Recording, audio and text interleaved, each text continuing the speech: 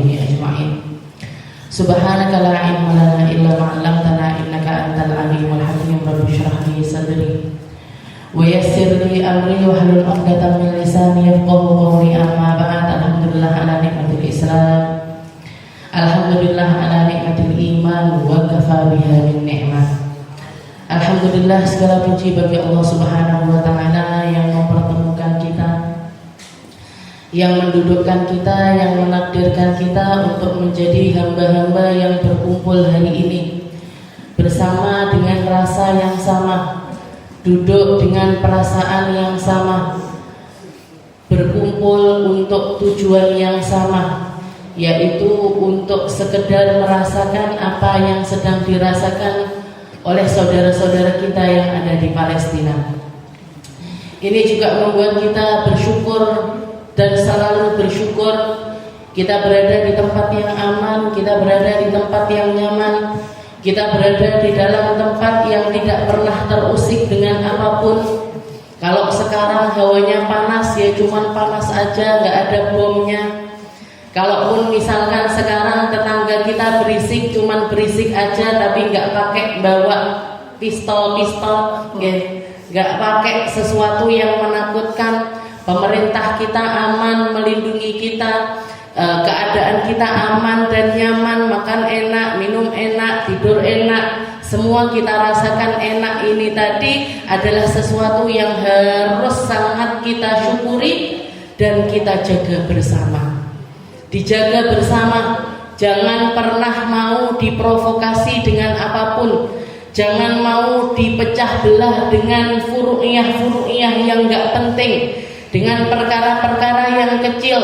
Jangan kita dibodoh-bodohi dengan ajaran-ajaran yang membuat kita ini menjadi hamba-hamba yang memilih untuk berdebat ketimbang melakukan aksi nyata, yang memilih untuk tengkar nggak ada ujungnya. Padahal banyak perkara yang harus kita benahi. Ibadah kita masih kocar-kacir, keadaan kita kepada Allah Ta'ala, hubungan antara kita dengan Allah Subhanahu wa Ta'ala masih sangat harus dirajut dengan besar, dengan porsi yang luar biasa. Perhatian kita tentang keilmuan kita, perhatian kita tentang keadaan rumah tangga kita, keadaan kita dengan hubungan antara sesama kita masih menjadi sesuatu yang harus dirajut. Maka jangan ditambah-tambahi masalahnya dengan perkara-perkara yang enggak penting. Orang mau satu kelompok umat Islam mengatakan sholat subuh pakai kunut, yang satu mengatakan enggak pakai kunut. Mana yang benar? Yang pakai kunut yo benar, yang enggak pakai juga benar. Yang satu pengen tahlilan, yang satu enggak pengen tahlilan. Mana yang benar? Yang tahlilan benar, yang enggak tahlilan juga benar. Pokoknya kabeh benar. Yang salah siapa? Yang salah siapa? Yang salah yang merasa paling benar. Yang salah yang paling congkak, yang paling sombong, yang merasa bahwa seseorang lebih rendah dibandingkan dirinya, yang kelompoknya merasa paling power dibandingkan yang lainnya, yang merasa bahwasanya dirinya dalam keadaan yang paling tinggi padahal yang lainnya ada di bawahnya. Dialah yang sedang dijajah dengan kebodohannya, dialah yang dijajah oleh kemunafikannya, dialah yang dijajah dengan perasaan-perasaan yang tidak nyaman yang ada di dalam hatinya. Allah Subhanahu wa Ta'ala menunjukkan kepada kita bagaimana manusia kalau sampai mereka ini nggak punya iman, nggak punya amal soleh, mampu melakukan sebuah kebiadaban yang luar biasa yang jauh dari nalarnya manusia. Nggak kebayang Bu, gimana caranya bisa bunuh orang, gimana caranya bisa membantai orang, gimana caranya bisa menghancurkan rumahnya orang, gimana caranya bisa merampas tanah airnya orang lain. Ini sesuatu yang nggak kepikir di dalam nalarnya manusia, di dalam nuraninya manusia. Ini sangat tidak diterima oleh hati kita. Makanya sampai dikatakan sampai dikata Allah Subhanahu wa taala mengatakan di dalam Al-Qur'an, "Walaqad khalaqnal insana fi ahsani taqwim, tsumma radadnahu asfala safilin, illal ladzina amanu wa 'amilus shalihat." Manusia ini dibikin sama Allah taala sempurna, diciptakan dengan kesempurnaannya, ditempatkan di tempat yang paling sempurna, diberikan akal paling cemerlang, dikasih hati yang luar biasa peka. Tsumma radadnahu asfala safilin. Tapi kalau manusia ini enggak punya iman, enggak punya amal soleh, dia akan dilemparkan sama Allah taala di dalam tempat yang paling hina. Ke tempat yang paling hina, ke tempat yang paling jauh, ke tempat yang paling menyesakkan, ke tempat yang paling bikin hati ini enggak pernah tenang. Karena orang jahat itu enggak pernah tenang. Orang yang melakukan kejahatan itu enggak ada ketenangan di dalam hati mereka. Meskipun dari luarnya mereka sepertinya tidur di tempat yang enak, dihormati banyak orang, didukung oleh seluruh negara, tapi hatinya seperti yang dikatakan oleh Allah Subhanahu wa taala, "Faman," barang siapa ya faman yahdillahu, barang siapa yang dikasih hidayah iman sama Allah taala, yashrah qalbuhu lil iman, Allah yashrah sadrahu lil Islam. Allah Subhanahu wa taala akan melapangkan hatinya untuk nyaman di dalam lingkungan yang Islam. Akan tetapi mereka-mereka yang imannya dicabut, mereka-mereka yang nuraninya tercabut, mereka-mereka yang memilih untuk menjadi orang jahat, mereka-mereka yang memilih untuk mendolimi orang lain, Allah Ta'ala mengibaratkannya seperti orang yang naik yas'adu fis sama, seperti orang yang naik ke atas langit, seperti orang yang sedang berada di luar angkasa, seperti seseorang yang berada di tempat hampa udara, seperti seseorang yang kehilangan oksigennya, seperti orang yang nggak punya oksigen. Orang kalau nggak punya iman, Allah Ta'ala mengibaratkannya seperti itu.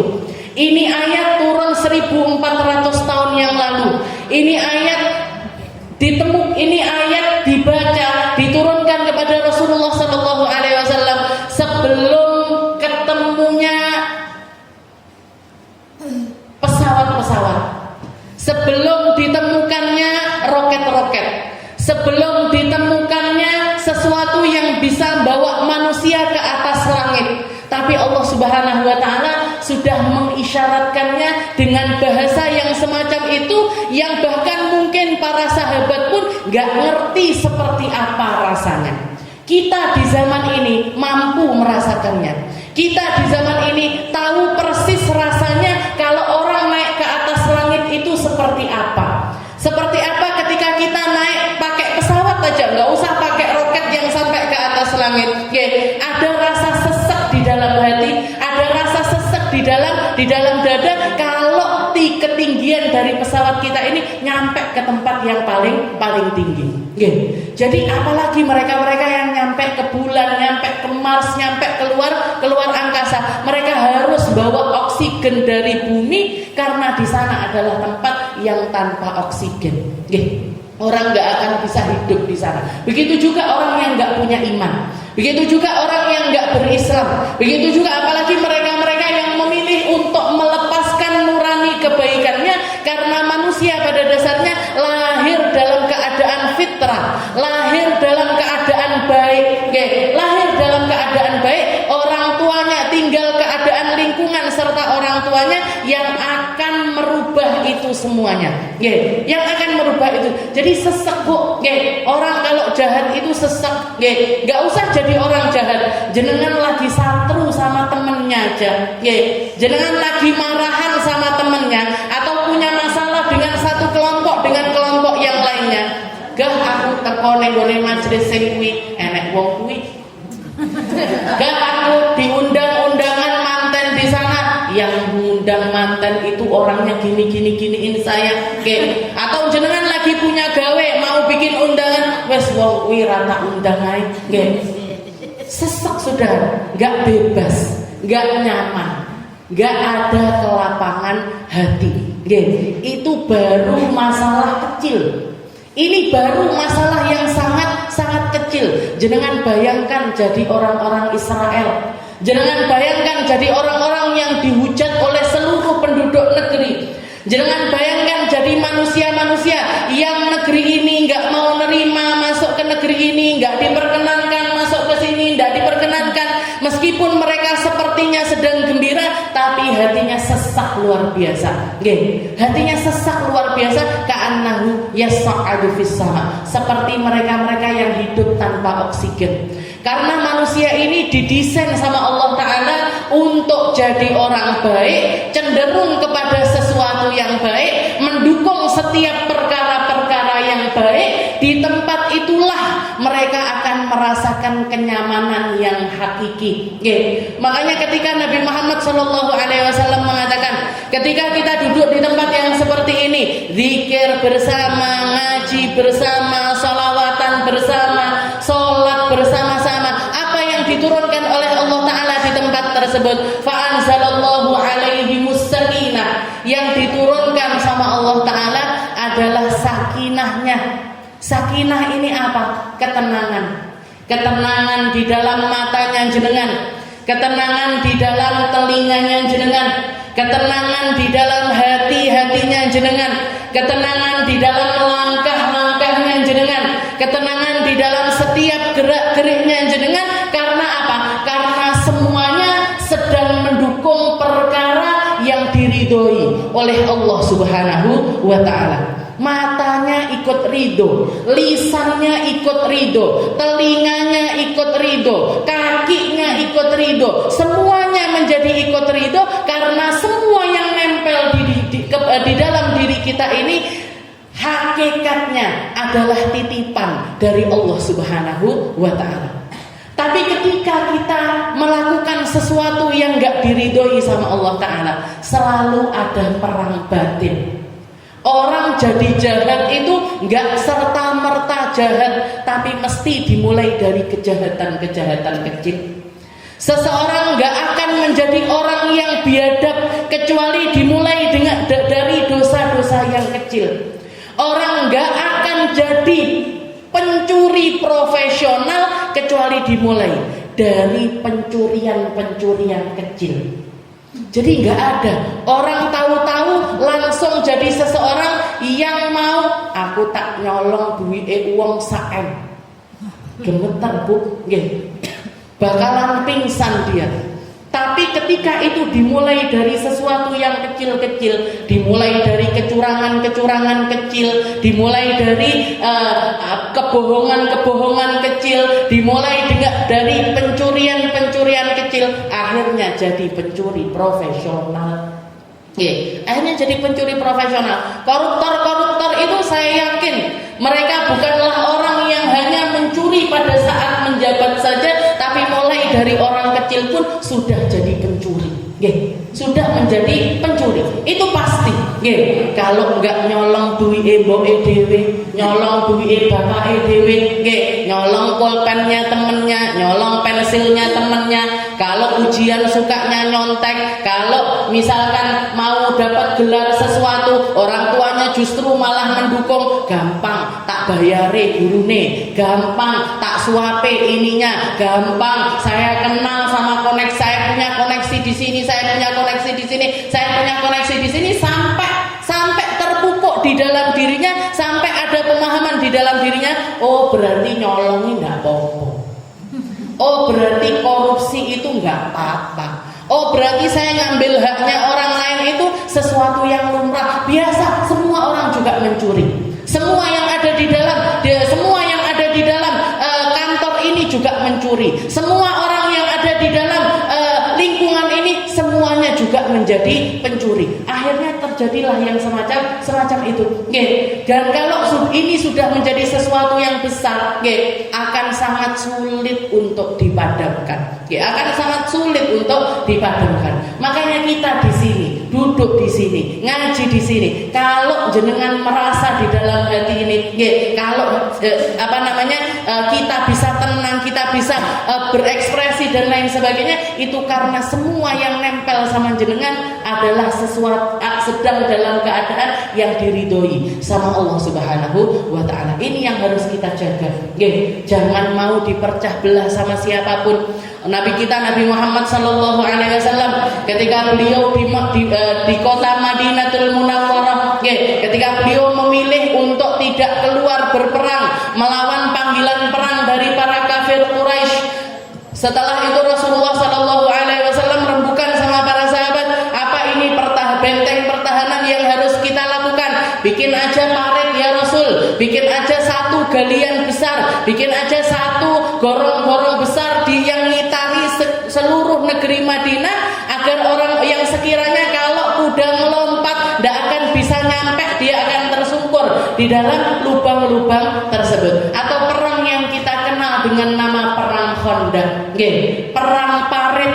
Perang parit di saat itu dikatakan Rasulullah Shallallahu Alaihi Wasallam jumlah penduduk Madinah, jumlah muslimin yang ada di kota Madinah tidak nyampe 1 juta orang, nggak sampai 1 juta orang, hanya sedikit sekali yang ada di negeri Mekah, sedangkan mereka dikepung dari bagian depannya ada penduduk, ada para kafir Quraisy, dari belakangnya ada orang-orang Yahudi yang memilih untuk berkhianat.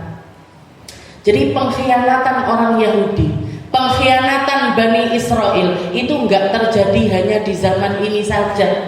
Enggak cuman ada di zaman ini saja. Mereka memang satu kaum terkutuk yang ada mulai dari zaman nabi-nabi terdahulu. Bahkan mereka adalah satu kaum yang membantai seluruh nabinya. Mereka adalah satu kaum yang membantai. Kalau disuruh begini, mereka memilih untuk begini. Kalau disuruh seperti ini, mereka memilih untuk seperti ini. Jadi selalu keluar dari apa yang diperintahkan oleh Allah Subhanahu wa taala. Kalau kita ngomongnya, mereka ini satu kaum yang mokong. Nah, tahu mokong? Dablek.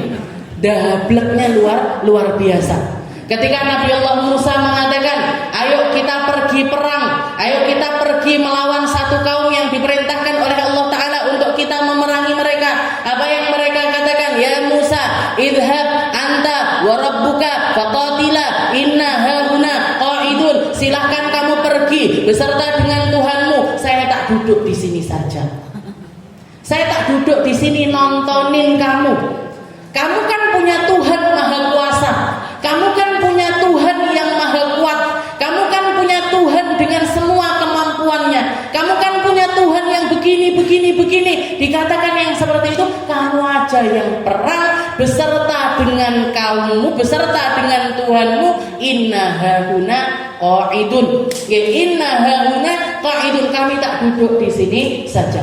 Sejak saat itu Nabi Allah Musa yang mereka klaim sebagai nabinya, yang mereka katakan Taurat adalah kitabnya, yang mereka katakan sebagai panutannya, Nabi Musa mengatakan, Ya Rabb, Ya Allah, hada fafruq bainana wa baina qaumil fasitin. Ya Allah, saya sudah enggak mampu lagi dakwah sama kaum macam ini. Saya sudah enggak kuat lagi untuk ngomongin mereka. Saya sudah enggak bisa lagi berjuang bersama dengan mereka. Pisahkan antara saya dengan mereka. Fafruq bainana wa baina qaumil fasitin. Fafruq bainana wa baina qaumil fasiqin. Pisahkan antara kami dengan mereka, ya Allah. Maka saat itu juga Allah Ta'ala nurunkan azab kepada Bani Israel. Mulai saat itu mereka yatihuna fil ardi arba'ina sanah. Mereka diadab sama Allah Ta'ala untuk tidak bisa pulang ke negerinya, tidak bisa pulang ke tempat asalnya selama kurang lebih 40 tahun. Jadi Bani Israel ini macam-macam nikmat yang diturunkan sama mereka banyak sekali, azab yang diturunkan kepada mereka juga luar biasa banyak. Mereka pernah dimatikan sekaligus sama Allah Ta'ala.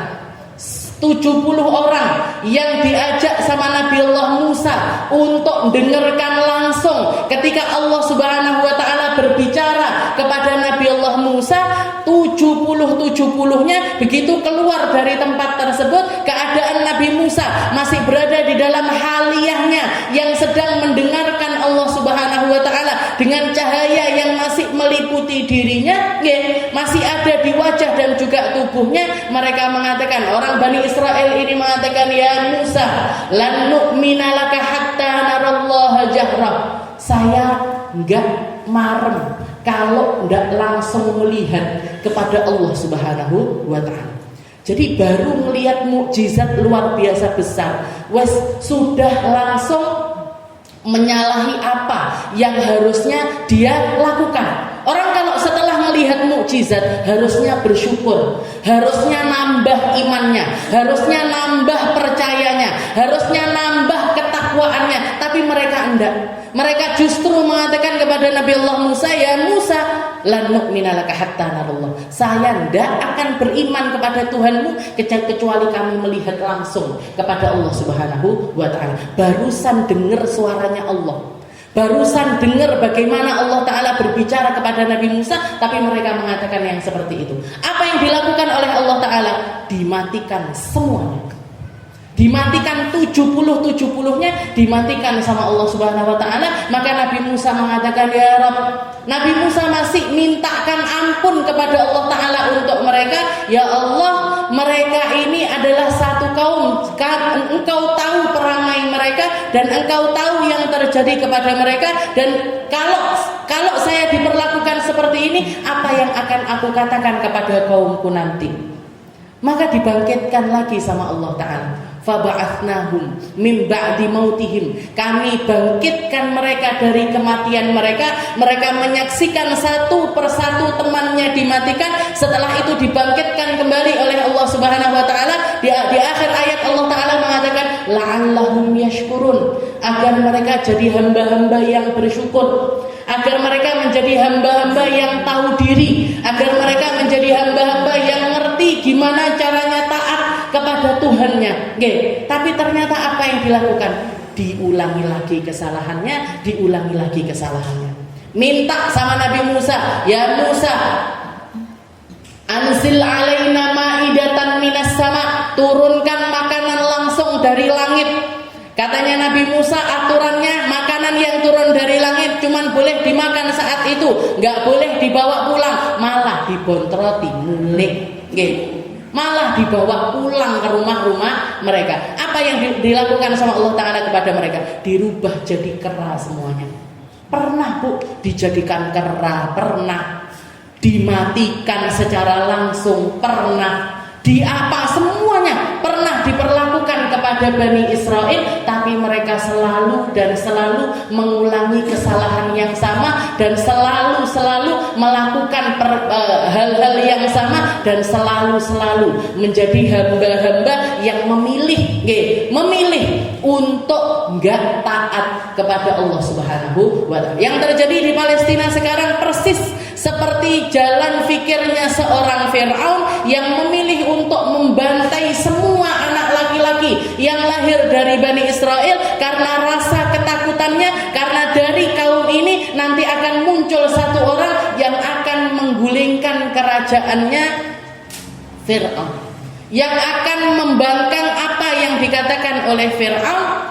Dan dia ternyata ditakdirkan sama Allah Ta'ala untuk hidup, lahir, hidup, dan bertumbuh kembang di dalam istananya Fir'aun. Persis seperti itu. Persis seperti itu. Jadi orang-orang Israel ini mereka membantai semua anak, nggak peduli anak laki, anak perempuan, bayi, bahkan kemarin tadi saya melihat beritanya, karena ada bom datang ke satu rumah, di situ ada seorang perempuan yang sedang hamil, ada perempuan yang sedang hamil, bom ini langsung mengenai perempuan tersebut dan janin yang ada di dalam perutnya terlempar sampai 10 meter.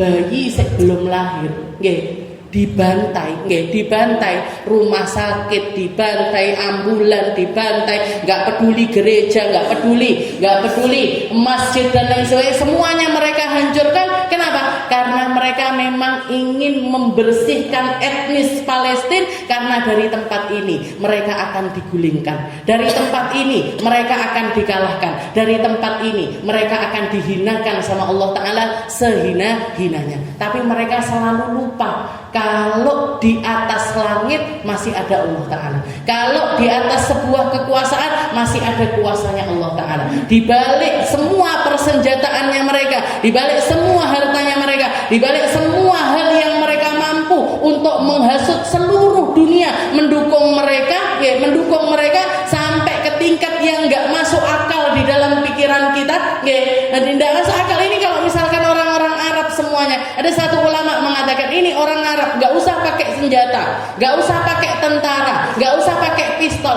kencing aja ke Israel, banjir Israel. Kencing aja ke wilayahnya Israel, banjir di Israel. Saking banyaknya umat muslim. Atau bahkan kalau kita orang Indonesia, kita semuanya berangkat, 260 juta penduduk muslim yang ada di Indonesia berangkat ke Israel, nggak usah bawa senjata, pipis saja di situ, banjir Israel. Saking banyaknya umat muslim, tapi mereka mampu membungkam semuanya. Mereka mampu menghipnotis semuanya. Mereka mampu membuat mereka ini tunduk di hadapan Israel, tunduk di hadapan pemerintahannya Israel. Tapi mereka lupa bahwasanya yang dari tempat kecil Palestina ini akan tetap dimenangkan oleh Allah Subhanahu wa Ta'ala. Dan kita jangan sampai menjadi orang-orang yang seperti Bani Israel yang mengatakan kepada Nabi Allah Musa, faqatila innaha huna qa'idun, silakan kamu pergi berperang, saya tak duduk di sini. Kita mengatakan seperti apa yang dikatakan oleh para sahabatnya Nabi kita Nabi Muhammad sallallahu alaihi wasallam ketika diajak untuk berperang pertama kalinya. Nabi Muhammad sempat galau di dalam hatinya, jangan-jangan saya akan dijawabin seperti jawabannya Bani Israel, jangan-jangan saya akan diperlakukan seperti Nabi Musa diperlakukan oleh kaumnya, jangan-jangan saya akan dibantah seperti dibantahnya Nabi Musa oleh kata-kata kaumnya. Maka para sahabat tahu perasaan tersebut, mereka mengatakan, ya Muhammad, idhab anta wa rabbuka wa nahnu ma'aka muqatilun. Pergilah engkau beserta Tuhanmu dan kami akan juga bangkit berperang melawan musuh yang ada di hadapanmu. Sekarang kita berperang, perang melawan penjajahan opini, kita perang melawan kata-katanya orang yang gebosi, banyak kan?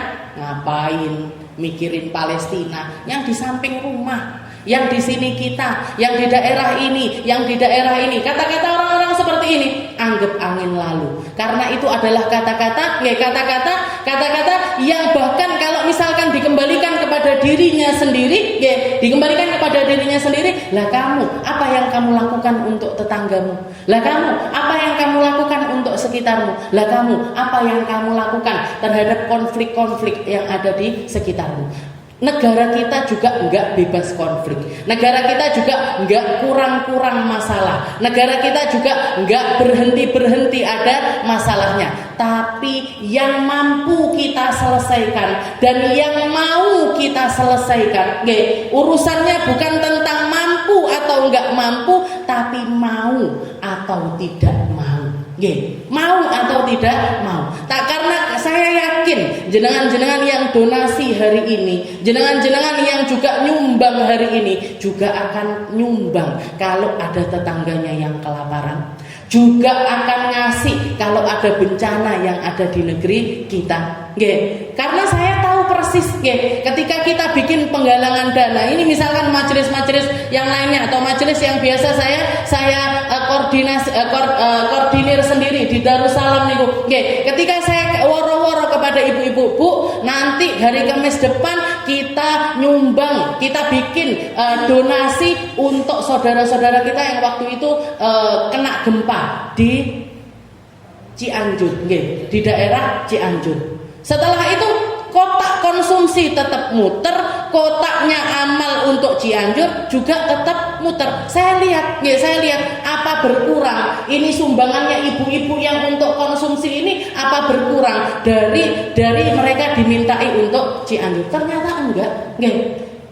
Mereka sedia dua dana, satu untuk konsumsi makan majelis, yang satu lagi khusus untuk Cianjur, dan dapatnya berkali-kali lipat dibandingkan yang dipakai untuk konsumsi. Kita semuanya bisa naker. Oh, kalau makan konsumsi jajanannya paling dijaji 20.000, 25.000. Kalau yang mau longgar ngasih ya 50.000. Atau kalau yang enggak mampu, tangkek 5.000, aku rezekiku anaknya 5.000 ya 5.000. 5.000 buat Cianjur, 5.000 untuk konsumsi. Jadi saya lihat kita yang bergerak akan selalu bergerak semampu kita. Akan selalu bergerak semampu kita. Garek tarene mau atau tidak, peduli atau tidak, mau mikir atau tidak, mau berempati atau tidak, mau ikut merasakan atau tidak. Cuman di situ urusannya. Jadi masalah di sini juga kita selesaikan semampu kita. Masalah di sana juga karena keimanan kita, karena ketakwaan kita, karena hal-hal yang berkaitan dengan agama kita menuntut kita untuk ikut serta di dalam perjuangan tersebut. Cukup kalau misalkan kita mau dalil, cukup ketika Allah Subhanahu wa taala mengatakan di dalam surat Al-Isra, di dalam pembukaannya Allah taala mengatakan subhanalladzi asra bi'abdihi lailan minal masjidil harami ilal masjidil aqsal ladzi barakna haulahu linuriyahu min ayatina. Allah Ta'ala mengatakan, maha suci aku yang memperjalankan hambaku di malam hari, tak mulai dari Masjidil Haram, dan aku ampirkan, aku transitkan ke tempat yang namanya Masjidil Aqsa, linuriyahu min ayatina. Apa yang diinginkan oleh Allah Ta'ala dari perjalanan ini? Agar kita selalu belajar tentang ayat-ayat Allah, tentang kemahakuasaannya Allah,